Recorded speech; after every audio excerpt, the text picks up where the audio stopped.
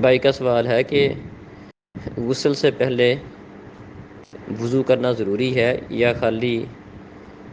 فرضی غسل کے لیے بندہ اپنے جسم پر غسل کی نیت سے پانی بہا لے تو طہارت حاصل ہو جائے گی؟ غسل کا طریقہ نبی صلی اللہ علیہ وسلم سے حدیث میں منقول ہے، صحیح بخاری وغیرہ میں حدیث ہے۔ اما عائشہ رضی اللہ عنہا نے وہ طریقہ بیان کیا ہے کہ نبی کریم صلی اللہ علیہ وسلم جب غسل جنابت کا ارادہ فرماتے تھے تو آپ شرمگاہ کو دھونے کے بعد، ہاتھ دھونے کے بعد جس طرح نماز کے لیے وضو کرتے ہیں اس طرح وضو کرتے تھے، اور سر کے بالوں کا سر کا خلال کرتے اور 3 چلو اپنے سر کے اوپر پانی ڈالتے، پھر اپنے سارے جسم پر پانی بہاتے۔ تو یہ طریقہ حدیث میں نبی صلی اللہ علیہ وسلم سے منقول ہے، اس لیے افضل اور بہتر طریقہ یہی ہے کہ غسل کے اندر غسل سے پہلے وضو کیا جائے۔ وضو کرنا یہ نبی کریم صلی اللہ علیہ وسلم کا جو بتایا ہوا طریقہ ہے اس میں شامل ہے۔ باقی اگر کوئی بندہ طہارت کی نیت سے صرف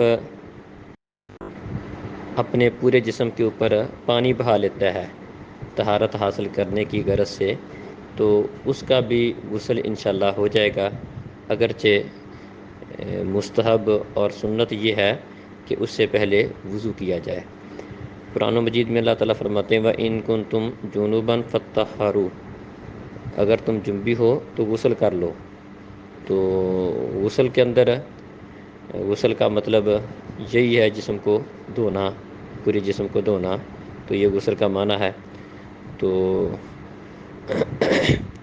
اسی طرح مسند احمد میں ایک حدیث ہے،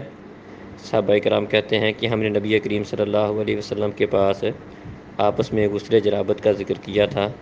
تو نبی صلی اللہ علیہ وسلم نے فرمایا تھا اما انا فافیض علی رأسی ثلاثا، فرمایا میں تو اپنے سر پر 3 دفعہ پانی بہا دیتا ہوں۔ تو یہ اس بات کی دلیل ہے کہ اگر خالی بندہ پانی بہا لے طہارت کی غرض سے، طہارت حاصل کرنا اس کا مقصد ہو، اس کی نیت میں شامل ہو، تو اس سے بھی غسل ہو جائے گا، طہارت حاصل ہو جائے گی۔ اسی طرح صحیح بخاری میں ایک اور واقعہ ہے، اس میں ایک آدمی سفر میں اس کو جنابت لاحق ہو گئی تھی، تو پانی نہیں تھا، تو نبی صلی اللہ علیہ وسلم نے اسے تیمم کرنے کا حکم دیا۔ تو جب بعد میں پانی ملا تو آپ نے اس کو فرمایا اذهب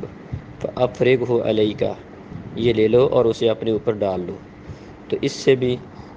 استدلال کیا جاتا ہے کہ آپ نے اس کو وضو کرنے کا اس موقع پر حکم نہیں دیا، خالی یہ فرمایا کہ یہ پانی لے لو اور اس کو اپنے اوپر ڈال لو۔ تو ان احادیث کو سامنے رکھیں تو اس سے یہ بات سمجھ آتی ہے کہ اگرچہ افضل، بہتر اور زیادہ جو مسنون ہے وہ یہی ہے کہ جو صحیح بخاری میں نبی صلی اللہ علیہ وسلم کا طریقہ بیان ہوا ہے اس کو اپنایا جائے، لیکن اگر کوئی بندہ طہارت کی غرض سے صرف اپنے اوپر پانی بہا لیتا ہے تو انشاءاللہ اس کو بھی طہارت حاصل ہو جائے گی۔